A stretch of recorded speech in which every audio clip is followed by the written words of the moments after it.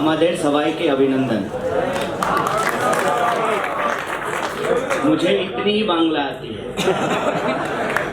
तो मैं आपसे हिंदी में बात करने की इजाज़त चाहता हूँ। इजाज़त? बहुत बहुत धन्यवाद।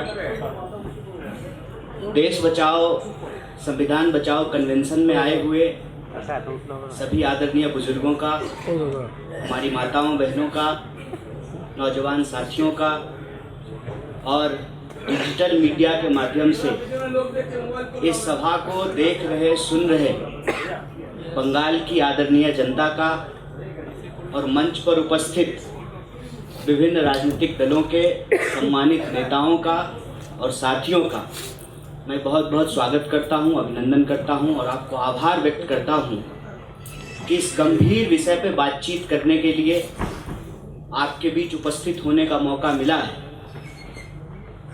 मैं भी बहुत लोगों की बातों को सुना हूँ, आप भी बहुत देर से बहुत सारे लोगों को सुन रहे हैं। स्वाभाविक रूप से कभी कभी सुनते सुनते थक जाते हैं, तो मैं आपका ज़्यादा वक्त नहीं लूँगा, लेकिन ये विषय बहुत महत्वपूर्ण है, न सिर्फ अपनी पार्टी की तरफ से, भारतीय राष्ट्रीय कांग्रेस की तरफ से, बल्कि इस देश के एक आम नागरिक होने के लिहाज से मैं इन मुद्दों के साथ खड़ा हूँ और देश में, दुनिया में जहाँ कहीं भी लोकतंत्र के पक्ष में, न्याय और बराबरी के पक्ष में कोई संघर्ष, कोई पहल की जाती है, एक जिंदा दिल इंसान जो मोहब्बत में यकीन करता हो स्वाभाविक रूप से उसका समर्थन करेगा और आप सब इस समर्थन के लिए हम मौजूद हैं। इसके लिए मैं आप सबका बहुत बहुत आभार व्यक्त करता हूँ। साथियों,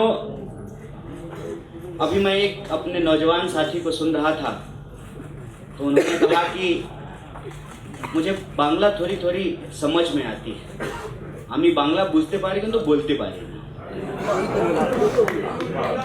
तो उन्होंने कहा कि हॉल छोटा है, लड़ाई बड़ी है, मुद्दा बड़ा है, हौसला बड़ा है, हॉल छोटा है कोई बात नहीं है। ये बोलना जरूरी है। मैं कहता हूं कि किसी चौराहे पे खड़ा होकर के अकेले बोलने की जरूरत है। अगर बोल सकते हैं तो बोलिए, लिख सकते हैं तो लिखिए। कोई अगर जुलूस जलसा आयोजित कर रहे हैं तो उसमें शामिल होइए। आपसे जो बन पड़ता है कीजिए। अगर कुछ नहीं कर सकते तो अपने घर की दीवारों पर आईन की किताब को लगाइए, संविधान को लगाइए। ये दौर अंधेरों के खिलाफ रोशनी फैलाने का दौर है। और जब हम आज यहाँ कलकत्ते में इस पर बातचीत कर रहे हैं तो मसला सिर्फ भारत का नहीं है, मसला पूरी दुनिया का है। आप देखिए कि जालिमों ने क्या साजिश रची है। लोकतंत्र के लिए पसीना नहीं बहाया, खून नहीं बहाया, कुर्बानियां नहीं दी, हमेशा राजे राजवारों के दरबार में उनकी चापलूसी करा करते थे। विस्तारवादी साम्राज्यवादी ताकतों के सामने नतमस्तक होकर माफी मांगते थे, चापलूसी करते थे, जासूसी करते थे। वैसी शक्तियां आज उसी जमहूरियत का इस्तेमाल करके कुर्सी पे बैठ करके उसी लोकतंत्र का गला दबा रहे हैं, उसकी हत्या। बड़ा कमाल का दौर है। हमने इस दौर के अंदाज निराले देखे, हमने इस दौर के अंदाज निराले देखे। फैसला कत्ल का कातिल गहराए। जय शाह के डैडी जानते हैं ना, कल आए थे और आकर के कह रहे थे बेशर्मी अगर मापना हो ना, जैसे बुखार मापने के लिए थर्मामीटर लगाते हैं ना, इस देश की सियासत कितनी बेशर्म और पतित हो गया है, ये देखने के लिए आपको जय शाह के डैडी को सुनना चाहिए। जय शाह के डैडी ने कहा कि बंगाल में घुसपैठ को रोकने के लिए, अच्छा तो गृह मंत्री कौन है? दीपांकर भट्टाचार्य। कौन गृह मंत्री है? किसकी सरकार है? और अंतरराष्ट्रीय सीमा की सुरक्षा करना किसकी जिम्मेवारी है? राज्य सरकार की जिम्मेवारी है कि केंद्र सरकार की जिम्मेवारी है? यह बात मैं आपको इसलिए याद दिला रहा हूं कि जब सीए एनआरसी का मामला चल रहा था तो मीडिया में जाकर के वो देश को क्रोनोलॉजी समझा रहे थे, तो हम भी उनको एक क्रोनोलॉजी याद करा देते हैं। वक्फ बिल की चर्चा हो रही थी। वक्फ बिल पे जबरदस्ती, मीडिया तो है ही इनके साथ, स्वाभाविक बात है, जिसका रोटी खाएगा उसके लिए भाव भाव करेगा। जनता की मीडिया थोड़ी है, बुरा मत मानिएगा। आप पत्रकारों को कुछ नहीं कह रहे हैं, आप कैमरा पर्सन को कुछ नहीं कह रहे हैं, हम आपके मालिकों के बारे में। मीडिया दिन रात माहौल बनाया और बोला कि वक्फ में बहुत ज्यादा भ्रष्टाचार है। अच्छा तो कौन से डिपार्टमेंट में भ्रष्टाचार नहीं है? कौन सा डिपार्टमेंट में भ्रष्टाचार बिल्कुल खत्म हो गया है? हम तो कहते हैं कि आज के दौर में भ्रष्टाचारी होना राजनीति में ऊपर जाने का सबसे बड़ा जो है क्वालिटी है। जो जितना बड़ा भ्रष्ट है वो उतने अच्छे पोजीशन पर है।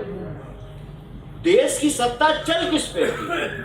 भ्रष्टाचारियों, अवसरवादियों और कमीशन खोरों की ही सरकार तो चल रही है। किसी भी डिपार्टमेंट में चले जाइए, कानून कुछ भी हो, कमीशन जितना मोटा दीजिएगा काम उतना ही आसानी से होता है, मक्खन की तरह। तो कहे कि वक्त में भ्रष्टाचार बहुत है, इसलिए नया कानून ला करके मुसलमानों का भला करना चाहते, जैसे कानून ला करके किसानों का भला करना चाहते थे। कोई मांगा नहीं, जबरदस्ती भला करना चाह रहे हैं। किसानों ने कहा कि ये भलाई नहीं चाहिए। 1 साल प्रोटेस्ट किया, तब जाकर के रो रो करके, एक तो आंसू कैसे इतना जल्दी निकाल लेते हैं प्रधानमंत्री, पता नहीं, हो सकता है पॉकेट में प्याज लेके घूम रहे हैं। तो आंसू निकाल के बोले कि समझा नहीं पाए। किसान ने कहा कि नहीं चाहिए, कानून ले लीजिए। वैसे ही मैं ये बात इसलिए याद दिला रहा हूं कि सारा कुछ क्रोनोलॉजी में आपस में जुड़ा हुआ है। तो मीडिया बोली कि वक्त का जो है ना नया कानून बहुत जरूरी है, देश की सारी तरक्की इसीलिए रुकी हुई है। अभी तक तो हम लोग मंगल पे चले गए होते, वहां घर बना लेते, वहां नया लाल किला खड़ा कर लेते। सारा प्रॉब्लम है कि वक्त का जो है ना भ्रष्टाचार बहुत है। तो मीडिया माहौल बनाना शुरू की। सरकार के प्रवक्ता जाकर के टीवी में बोल रहे थे। अच्छा, सरकार के प्रवक्ता अकेले नहीं होते हैं, वो एंकर भी उनका ही प्रवक्ता होता है। और एक क्या करते हैं, आरएसएस वालों को राजनीतिक विश्लेषक बोल करके बिठा लेते हैं। तो आप अलग अलग पार्टी से 3 लोग जाइएगा, वो एक ही पार्टी से 3 लोग बैठे रहते हैं, एक एंकर, एक भाजपा का प्रवक्ता और एक जो राजनीतिक विश्लेषक बैठा हुआ वो भी उन्हीं का आदमी है। मीडिया में माहौल बना दिया। और मेरा नाम कन्हैया है, स्वाभाविक रूप से आप समझ सकते हैं कि मैं कौन हूं। तो मैं देखा कि हमारे गांव के लड़के कह रहे हैं कि जानते हो, सरकार जो वक्फ से जमीन छीनेगी ना वो हम लोगों को मिलेगा। हम बोले गलती कर रहे हो, तुम्हारे खाते में 15 लाख रुपया आया?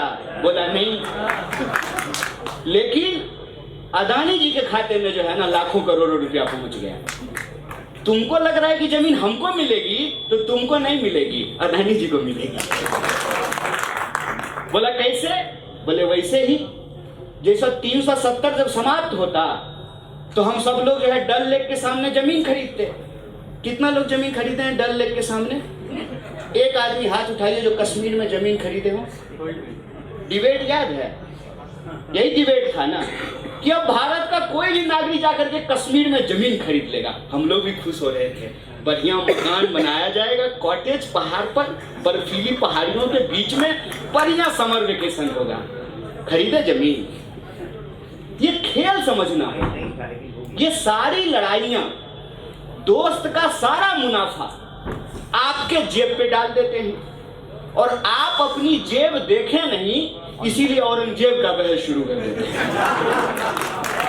कितना मजेदार है। आप औरंगजेब पे बहस कीजिए, वो आपकी जेब काटते रहेंगे। और वक्त पे यही दलील दी गई कि वक्त में बहुत सारा गड़बड़ी है, वक्त का जमीन लेकर के विकास का काम किया जाएगा। अव्वल तो ये बताइए, जिन मुसलमानों का भला ये वक्त का बदल करके करना चाहते हैं, उन मुसलमानों के लिए उत्तर प्रदेश की सरकार ने कानून बनाया कि आप अपने छत पर भी नमाज पढ़िएगा तो आपको पासपोर्ट छीन लेंगे। सुने कि नहीं? ये कैसा भलाई करना चाहते हैं ये? तो एन प्रकार माहौल बना करके, जैसे हर बार करते हैं, देश को ठगते हैं। और मैं एक बात से सहमत हूं, बीजेपी कहती है हिंदुओं को बचाने की जरूरत है। बिल्कुल, भाजपा से बचाने की जरूरत है। जैसे वो बोलते हैं ना, बेटी बचाओ बेटी पढ़ाओ, एक्चुअली बेटी को बचाने की जरूरत है इनसे। डिजिटल इंडिया का असली फायदा अगर कोई उठा रहा है तो बीजेपी का नेता और कार्यकर्ता उठा रहा है। देख रहे हैं, सड़क से लेकर के, कार्यालय से लेकर के, कर्नाटक से लेकर के उत्तर प्रदेश तक बढ़िया जो एचडी क्वालिटी वीडियो दे रहे हैं। किससे बचाने की जरूरत है? भाजपा से बचाने की जरूरत है। धर्म, संस्कृति, इज्जत, संविधान, देश, सब कुछ, क्योंकि ये देश चलाने के लायक नहीं है। ये देश चलाने के लायक नहीं है। और पूरा माहौल बनाया और पूरा कोशिश करने के बाद जब वक्फ पे बिल पे वोटिंग हो रही थी तो मात्र 7 वोट का अंतर था। ये सारा जो मेकअप लगा करके, नया नया सूट पहन करके, फंसी ड्रेस में जो घूमते रहते हैं ना दुनिया में, बस 7 वोट का ही अंतर है मोदी जी। बस इन्होंने कानून पास कर दिया और ये माहौल बनाया कि संसद से कानून पास हुआ है। तो संसद से कल कुछ भी कानून पास हो जाए, कल को संसद से ये कानून पास हो जाए कि हम लोग नाक से नहीं कान से सांस लेंगे, तो क्या कान से सांस लेना शुरू कर देंगे? देश की एक आधारभूत संरचना है। क्या है भारत? भारत जो है, इतिहास की किताब में लिखा हुआ एक शब्द है कि इसकी एक संस्कृति है, इसकी एक परंपरा है, इसका एक सह अस्तित्व का इतिहास है। राजे राजवारों की कहानी नहीं होती है इतिहास। और भारत का राष्ट्रवाद धार्मिक नहीं है, भारत का राष्ट्रवाद सामाजिक है। भारत के इतिहास में सिर्फ आस्तिकता का इतिहास नहीं है, नास्तिकता का भी इतिहास है। अगर आप राष्ट्रवाद को धार्मिक बनाएंगे तो मुझे बताइए कि कबीर के को क्या करेंगे? कबीर को भारत के इतिहास में कौन सी जगह देंगे? जब कबीर कहते हैं कंकर पाथर छाड़ के माजिद लियो बनाए, तापर मुल्ला बांध दे बहरो भयो खुदा, क्या करेंगे कबीर का? कबीर कहते हैं पाथर पूजे हरी मिले तो मैं पूजूं पहाड़। क्या कीजिएगा कबीर का?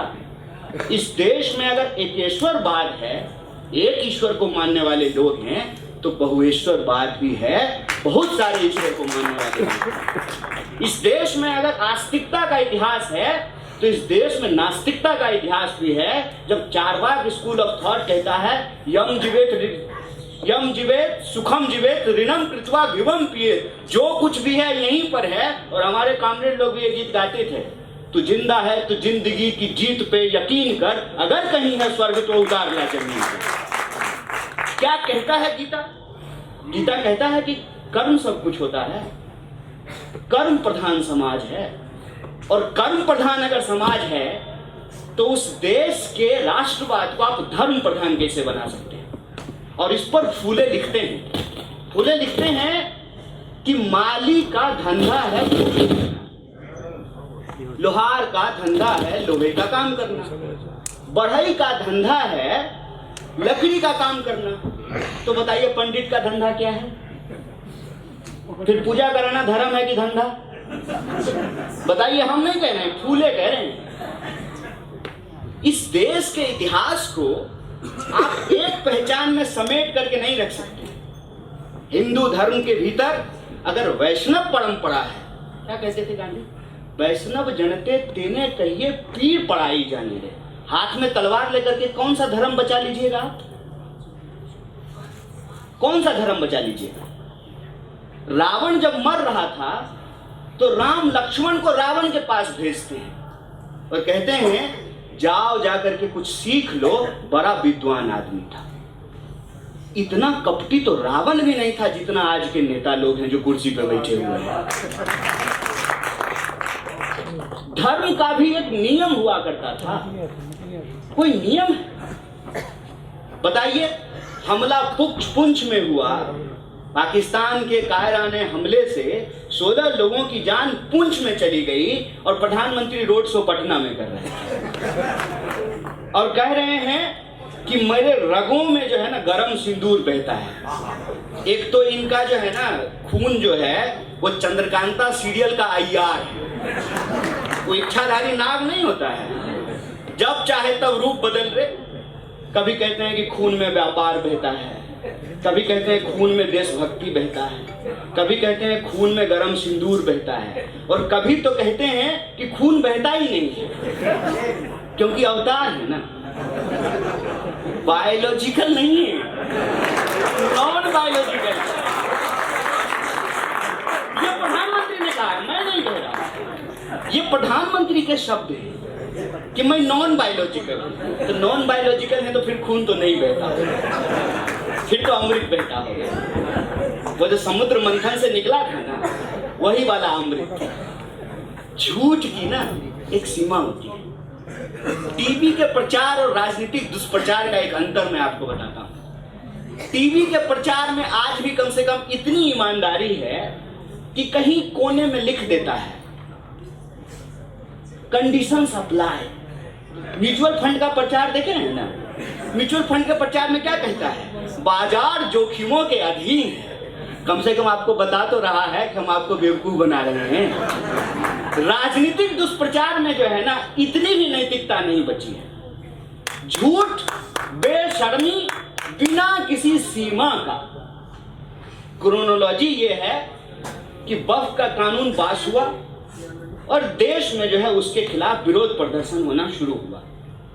बंगाल में विरोध हो रहा था। अब आप मुझे बताइए कि जब देश आपस में बंटने लगे, मान लीजिए कि अभी क्रिकेट मैच हो और हमारा बॉलर जो है बॉलिंग करे और कीपर डिसाइड कर ले कि हम एक भी कैच नहीं पकड़ेंगे, मैच जीतेंगे क्या? 140 करोड़ लोगों की एकता को यदि खंडित कर दिया जाए तो क्या देश तरक्की कर सकती है? देश विकास कर सकता है? कितना भी ट्रिलियन की इकोनॉमी हो जाए, जब जरूरत पड़ेगी तो हमको दुनिया के सामने भीख ही मांगना पड़ेगा। और ये स्थिति देश के भीतर लगातार पैदा की जाती है, सुबह से लेकर के शाम तक।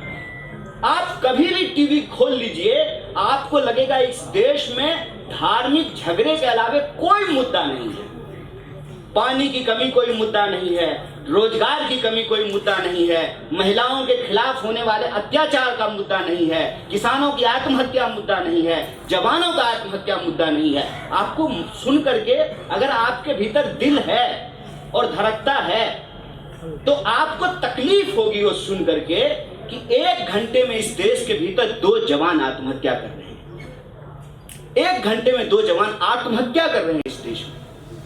डॉलर के मुकाबले रुपया अपने निचले स्तर पे चला गया है।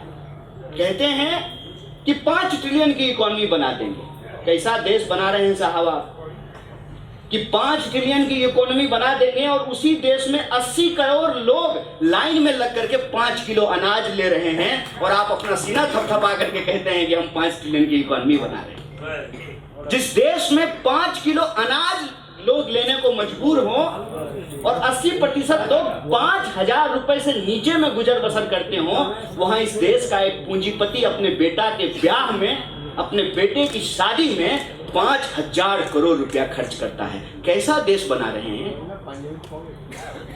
क्या यह मकान जहां हम लोग बैठे हैं और संतुलन से, इम्बैलेंस से चल सकता है क्या? खड़ा रह सकता है क्या? हमारी नाक अगर बहुत लंबी हो जाए तो ये स्वस्थ होने की निशानी है। 2-4 लोग जो हैं उनके पास इस देश की 80% प्रॉपर्टी है। और 80% लोग जो हैं वो 5,000 रुपए में गुजारा करने को तैयार हैं। कैसा देश बना रहे हैं आप? और जब ये हमारी आंतरिक हालत होगी तो स्वाभाविक रूप से बाहर का जो दुश्मन होगा वो हमारे ऊपर हमला करेगा।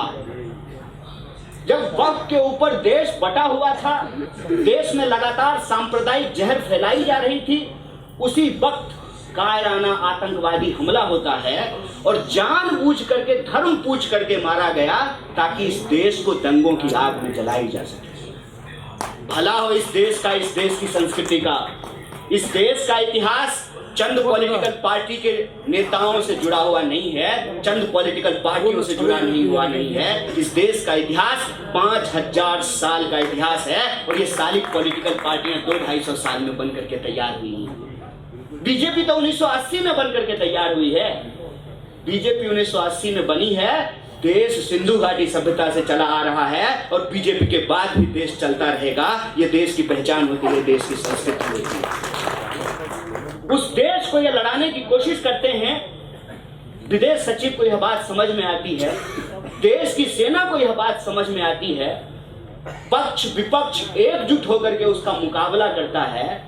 लेकिन देखिए प्रधानमंत्री कितने कमाल के हैं। पहले तो जब हमला हो रहा था तो हमेशा की तरह ये देश में नहीं थे, फ्लाइट मोड पर थे, एरोप्लेन मोड पर। मोबाइल में होता है ना, प्रधानमंत्री का भी 2 मोड है, एरोप्लेन मोड और साइलेंट मोड। जब जरूरत होगा तो चुप हो जाएंगे, नहीं तो ये बास्को डी गामा की तरह दुनिया का चक्कर लगाते हुए आपको पाए जाएंगे। जब हमला हुआ ये बाहर थे, आए, लोगों को लगा पुलवामा जाएंगे।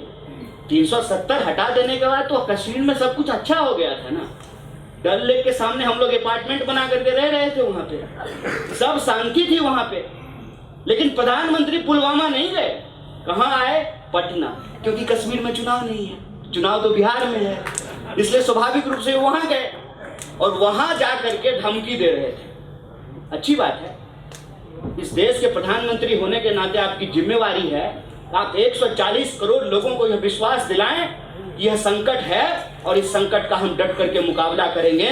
पक्ष विपक्ष मिलकर के इसका सामना करेंगे और हमारी देश की सशस्त्र सेना इसमें सक्षम है कि किसी भी आतंकवादी हमले का मुंहतोड़ जवाब दिया जाएगा और जो जैसा करेगा उसको ऐसा करना पड़ेगा।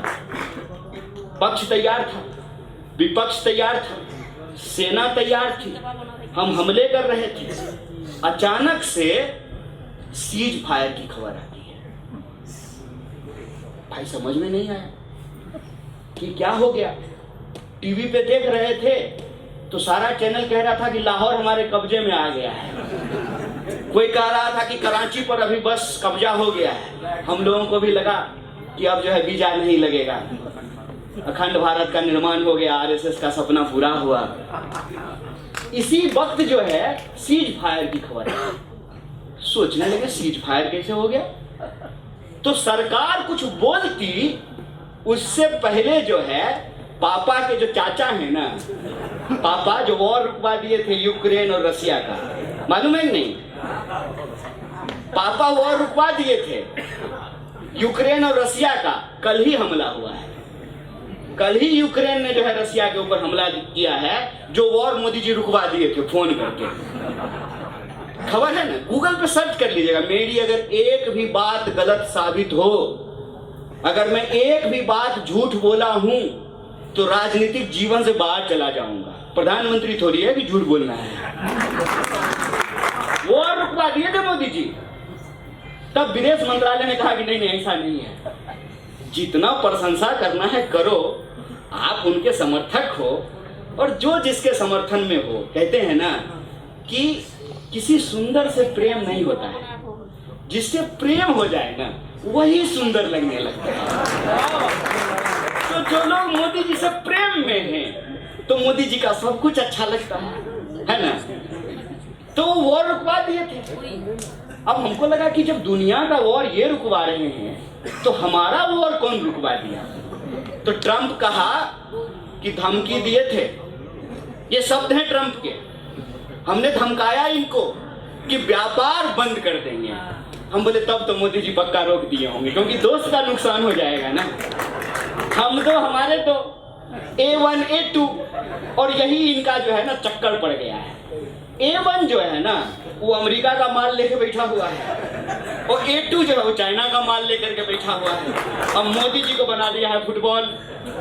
वो शायरी है ना कि ना खुदा ही मिला ना विसाले सनम, ना इधर के रहे ना उधर के रहे। ये फंस गए हैं, ये फंस गए हैं कैपिटल के चक्कर में। कैपिटल का क्या है? घोड़ा अगर बढ़िया चल रहा है तो ठीक है, नहीं तो जो है कोई दूसरा गधा ले आएगा। ये गए हैं फंस। अब इनको समझ में नहीं आ रहा है, चुनाव भी जीतना है, तो ये अंदर जो है ना माहौल बना रहे हैं कि बस बस 2-4 घंटे की बात है, पीओके हमारा है। हम बोले और बढ़िया है, डल लेक के सामने घर बना रहे थे, अब जो है गिलगित में घर बना लिया जाएगा। क्या दिक्कत है इसमें? अच्छी बात है। लेकिन हुआ क्या कि धमकी दिया, वो बोला बंद करो ये सब। तो अब उसके कहने पे क्या करते? अब तो इज्जत बचाने की बात थी, तो कहा कि नहीं नहीं नहीं, उसके कहने पे नहीं किए हैं, पाकिस्तान माफी मांगने लगा। अच्छा, मतलब आप पाकिस्तान पे भरोसा कर लिए? जिस कायर पाकिस्तान ने इस देश के 26 लोगों की जान ले ली, माओ बहनों के मांग की सिंदूर पोंछ दी, और ये पहली बार नहीं किया है, बार बार हमारे ऊपर हमला करता है, उस पाकिस्तान पे भरोसा करके आप सीज फायर कर दिए। आप बेवकूफ हैं कि हमको बेवकूफ बना रहे हैं? किसके कहने पे किए? और यही सवाल जब विपक्ष ने पूछना शुरू किया तो कहते हैं कि आप जो है देश के साथ नहीं खड़े हैं। कमाल, अडानी की चौकीदारी करते करते ट्रंप की चौकीदारी आप करने लगे और देश के साथ हम लोग नहीं खड़े हैं। कौन जिम्मेवार है इसके लिए, इस परिस्थिति के लिए? पूरा विपक्ष जब आपके साथ खड़ा है, देश की पूरी जनता जब आपके साथ खड़ी है, तो सवाल का जवाब किससे पूछा जाएगा? नेहरू जी से। चलिए हम लोग टेलीग्राम करते हैं नेहरू जी को, और नेहरू जी बताइए, आप ही के चलते सारा प्रॉब्लम हो रहा है। किससे सवाल पूछा जाए? 15वें साल में सरकार है आपकी, तीसरी बार है ना, 3 बार प्रधानमंत्री हुए हैं आप, गृह मंत्री आपके हैं, रक्षा मंत्री आपके हैं, तो जो सवाल पूछे जा रहे हैं वो सवाल हम नहीं पूछ रहे हैं। एयर चीफ मार्शल ने कहा, ये उनके शब्द हैं, कि एक भी डिफेंस प्रोजेक्ट टाइम पे पूरा नहीं होता है। इसके लिए सवाल किससे पूछा जाना चाहिए? सलीम से कि राहुल गांधी से? किससे सवाल पूछा जाए? देश के रक्षा मंत्री से पूछा जाएगा ना, जिनको सिर्फ कड़ी निंदा करने से फुर्सत नहीं है, हर चीज पे कड़ी निंदा कर देते हैं बस। भाई आपको सिर्फ कड़ी निंदा करने के लिए रक्षा मंत्री नहीं बनाया है, आप रक्षा मंत्री हैं। निंदा करने का काम विपक्ष का है, आप ही विपक्ष का काम करिएगा तो सरकार क्या करेगी?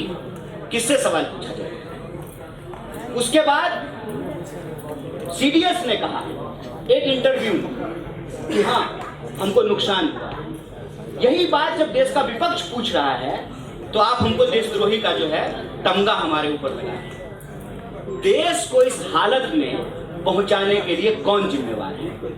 अर्थव्यवस्था आपसे संभल नहीं रही, आपसे जो है विदेश नीति संभल नहीं रहा, और विदेश नीति नहीं संभल रहा है इसका एक सीधा एग्जाम्पल देखिए कि सारी पॉलिटिकल पार्टी का एक डेलीगेशन तैयार किया, सारी पॉलिटिकल पार्टी का, और कहा कि जा करके दुनिया के देशों को बताइए कि हमारे देश के भीतर क्या हालत है और हम किन परिस्थितियों में कार्रवाई की।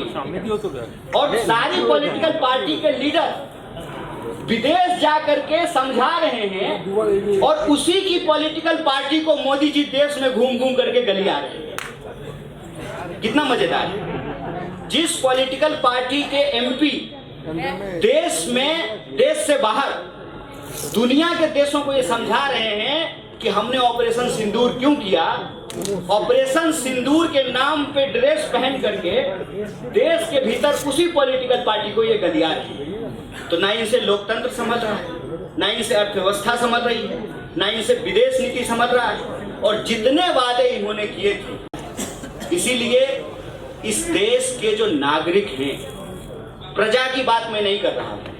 जो आज भी राजतंत्र में जीते हैं मैं उनकी बात नहीं कर रहा हूँ, लेकिन जो ये विश्वास करते हैं कि रानी के पेट से राजा नहीं पैदा होगा, इस देश में पैदा होने वाला कोई भी व्यक्ति, चाहे वो मंदिर जाता हो, मस्जिद जाता हो, चर्च जाता हो, गुरुद्वारा जाता हो, हवाई जहाज पे चलता हो या टूटी साइकिल पे चलता हो, चाहे बंगाल में रहता हो या केरला में रहता हो, कश्मीर में रहता हो या तमिलनाडु में रहता हो, इस देश में पैदा होने वाला हर नागरिक इस देश के बराबरी का अधिकार रखता है। यह देश उसका उतना ही है जितना ताकतवर लोगों का है, ये कमजोर नागरिक का भी उतना ही है। जो इसमें भरोसा रखते हैं उनको एकजुट होने की जरूरत है, और संविधान सिर्फ हमारे लिए बचाने की जरूरत नहीं है, संविधान हमारी आने वाली पीढ़ी के लिए भी बचाकर रखने की जरूरत है। अगर हमसे पहले हमारे एंसेस्टर्स ने ये संविधान नहीं बनाया होता तो आज आपके सामने खड़ा होकर के आंगनवाड़ी में काम करने वाला का बेटा देश के प्रधानमंत्री का गिरेबान पकड़ करके सवाल नहीं पूछेगा। अगर हमारे एंसेस्टर्स ने इक्वलिटी के उस सिद्धांत को लागू नहीं किया होता, भागीदारी के उस सिद्धांत को, आरक्षण को लागू नहीं किया होता, सभी धर्म के लोगों को अगर बराबर नहीं बनाया होता, तो देश 140 करोड़ लोगों का ताकतवर देश के रूप में नहीं उभरता। अगर हम सिर्फ इस बात को ही मान्यता देते कि काली बिल्ली के काटने से अशुभ होता है, तो आज हम चांद पर नहीं पहुंचे होते, इसरो आज जो है दुनिया में कमाल नहीं कर रहा होता। और आपके हाथ में जो मोबाइल है ना, ये सिर्फ अंधविश्वास से नहीं आया है, ये वैज्ञानिक सोच से आई है। यह तरक्की, ये प्रगति, उसके बारे में किसी ने जो है सोचा था, किसी ने अपना खून पसीना बहाया था। इसलिए हम कहते हैं वो तमाम लोग जो धरती के घूमने में भरोसा रखते हैं, वो तमाम लोग जो वैज्ञानिकता में भरोसा रखते हैं, वो तमाम लोग जो न्याय और बराबरी में भरोसा रखते हैं, वो तमाम लोग जो आस्तिकता के साथ साथ नास्तिकता के सह अस्तित्व को स्वीकार करते हैं, वो तमाम लोग जो ऋषियों परंपराओं के इस देश में नानक और कबीर की परंपरा को आगे बढ़ाते हैं, वो तमाम लोग जो रघुपति राघव राजा राम, पतित पावन सीता राम, ईश्वर अल्लाह तेरो नाम, सबको सन्मति दे भगवान, इस मान्यता में भरोसा रखते हैं, वो तमाम लोग जो अंबेडकर की समानता में, वो तमाम लोग जो भगत सिंह की बहादुरी में, वो तमाम लोग जो इस देश के द्वैत और अद्वैत की फिलॉसफी में भरोसा रखते हैं, जो भारतीयता में भरोसा रखते हैं, उनको एकजुट होना पड़ेगा। यह देश तभी बचेगा जब आईन बचेगा, संविधान बचेगा, नागरिकता का अधिकार बचेगा। और जब संविधान बचेगा, देश बचेगा, तो सिर्फ हमारे लिए नहीं बचेगा, यह बागवान आवाज रहेगा और हमारे आने वाली पीढ़ी के लिए भी आवाज रहेगा। इस लड़ाई में हमारी पार्टी, हमारा एक एक कार्यकर्ता पूरी मुस्तैदी के साथ इस मुहिम में आपके साथ है, और हमको पूरा भरोसा है कि बंगाल की आवाज हिंदुस्तान की पूरे मुल्क की आवाज बनेगी। बहुत बहुत शुक्रिया, बहुत बहुत धन्यवाद।